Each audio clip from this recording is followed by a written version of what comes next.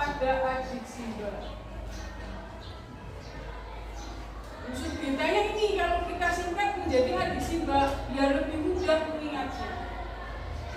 Adik Simba disingkat menjadi unsur Grita. Adik Simba itu apa?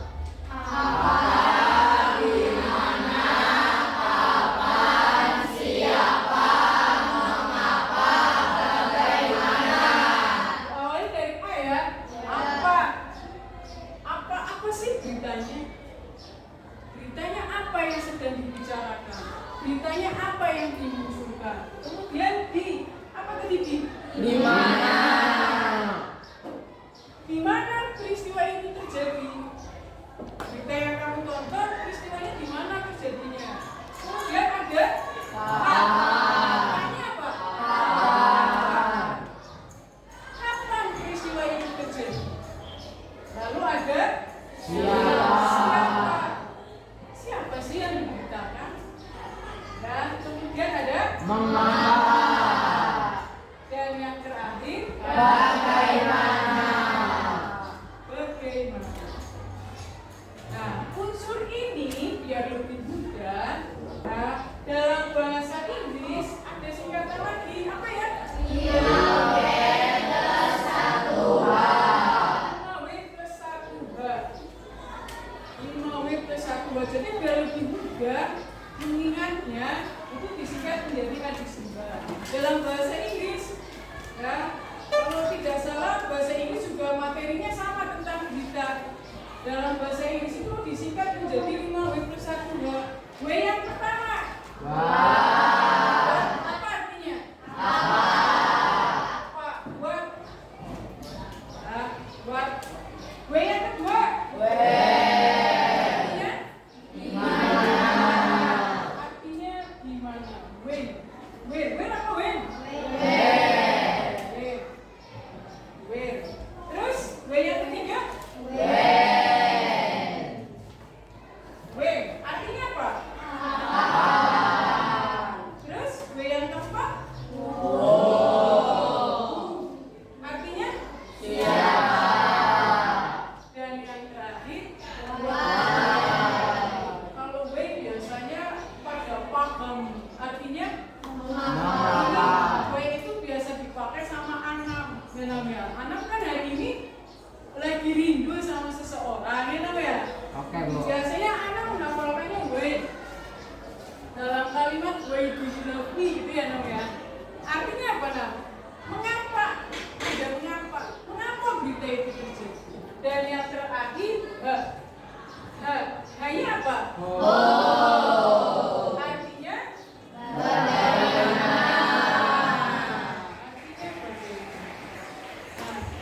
unsur ini ya, nanti tujuan yang pertama kamu dapat menganalisis dan kedua dapat menemukan unsur berita dalam nanti yang saya sajikan. Nah ini sudah saya sajikan berita ini namanya berita cetak atau digitalnya? Kita tonton bersama-sama berita tentang rest area Heritage kilometer 260 B Banjaratma di ruas tol Pejagaan Pemalang, Jawa Tengah. Ini menjadi salah satu rest area yang paling instagramable yang dapat ditemukan di sepanjang jalan tol Trans Jawa. Keunikan bangunan cagar budaya yang dulunya bekas pabrik gula ini menjadi favorit dari pemudik.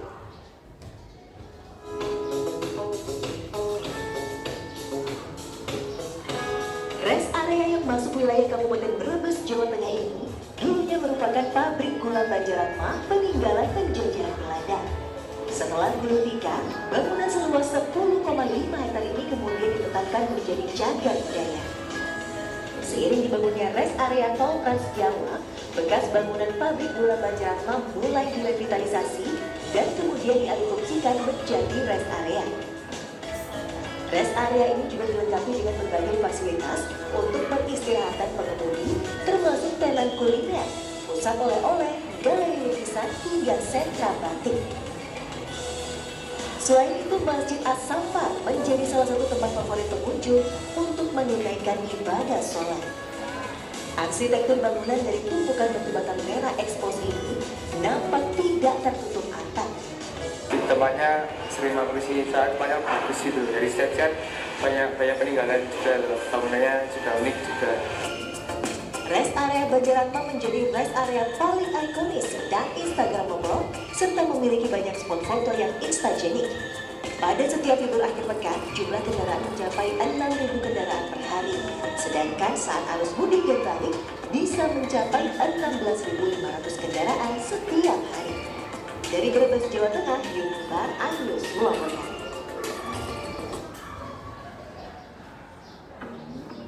Pengus. Beritanya tentang apa tadi ya? Dari video ini kamu bisa melihat berita. Berita yang disampaikan adalah tentang rest area di mana itu? Rest area di Banjaratma. Pernah di sana? Ya, di sana ada apa saja? Apa? Oh, kosotannya itu ya. Terus apa lagi? Sepul. Hah? Becak-becakan? Ada becak-becakan ya? Ya, rest area Banjaratma. Itu yang tadi kamu lihat dari video itu. Kemudian dari berita tadi, apa sih hal yang bikin tapi yang jawab? Ya, Ada Banjaratma unik karena dulunya pabrik gula yang disulap menjadi rest area Banjaratma untuk beristirahat. iya. Dulunya pabrik gula. Terima kasih sama Mas Rianu. Ya, dulunya pabrik gula, tapi disulap oleh pemerintah setempat menjadi rest area. Bahkan sekarang mungkin menjadi tempat rekreasi ya. Karena biasanya ini kalau anak-anak kecil, ya ada apanya? Mobil-mobilan, apa? Air mancur ya? Malam ya, makanya itu juga menjadi tempat wisata. Kemudian dari berita tadi, dari video berita tadi, menurut kamu, waktu pertama kali kita belajar berita, ada istilah Instagramable. Apa sih artinya Instagramable? Ada yang tahu? Ya.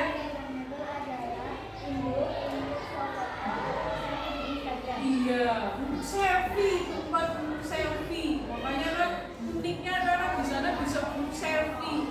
Ya, anak-anak seusia kamu maksudnya selfie. Ya, itu bisa dipakai untuk selfie. Makanya Instagramable.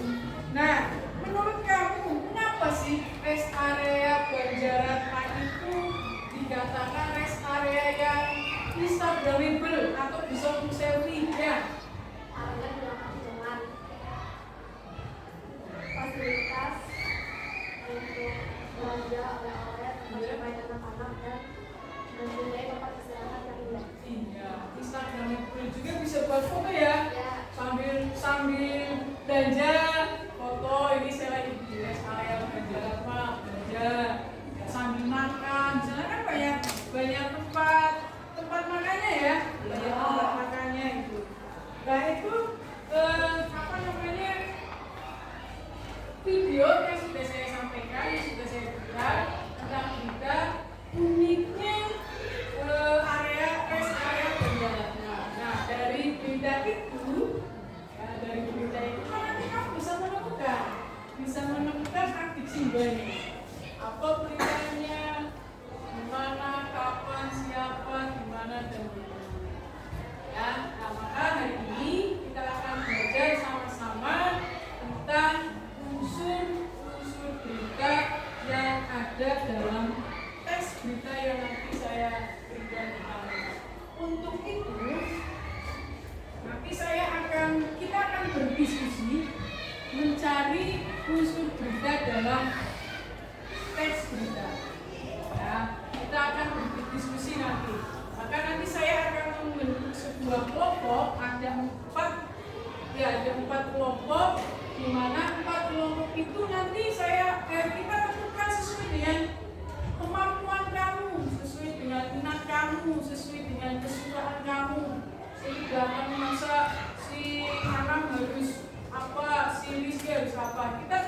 bareng-bareng.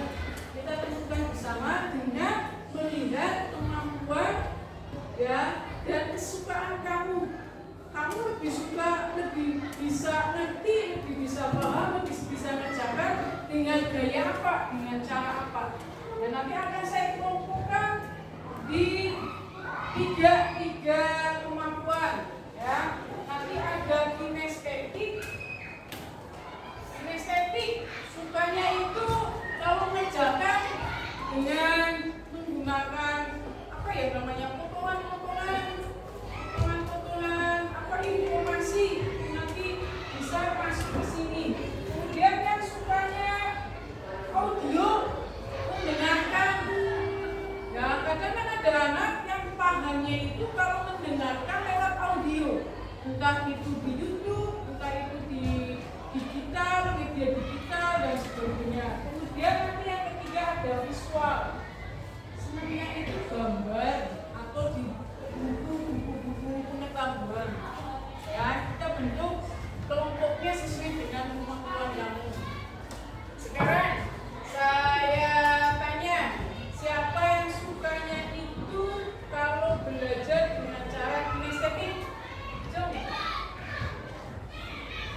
Ya, 1, 2, 3, 4, 5, 6, 7, 8, 9, 10, 11, 12, 13. Silakan 13 anak ini berkelompok menjadi 2 karena ada 13 anak sih ya. Jadi ada kinestetik 1, ada kinestetik 2. Sekarang yang kinestetik berdiri.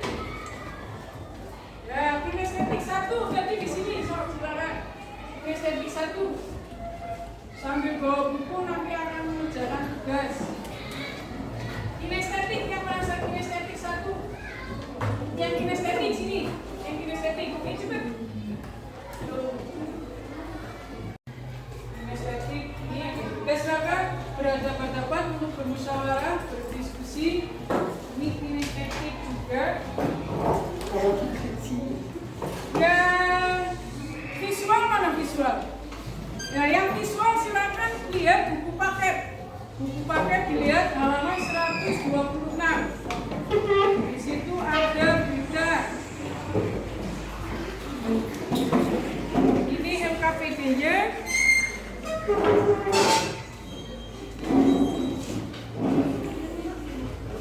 Ini LKPD-nya. Silakan berdiri.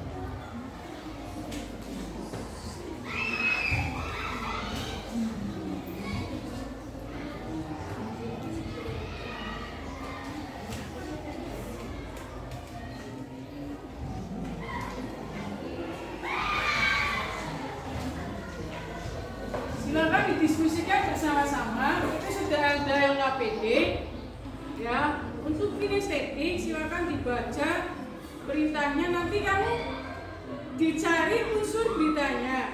Unsur beritanya dicari mana yang bagian apa, gimana, kapan, siapa dan bagaimana.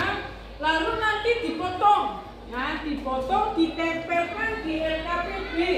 Ini saya siapkan gunting sama lem. Yang bagian apa ditempelkan di kolom apa, di mana di kolom di mana dan seterusnya ya. Begitu juga dengan kelompok visual. Silakan dibaca beritanya, kemudian dicari unsur berita adisimbanya. Masukkan ke kolom masing-masing. Itu sudah saya siapkan. Kemudian yang visual, silakan nanti kamu nonton berita ini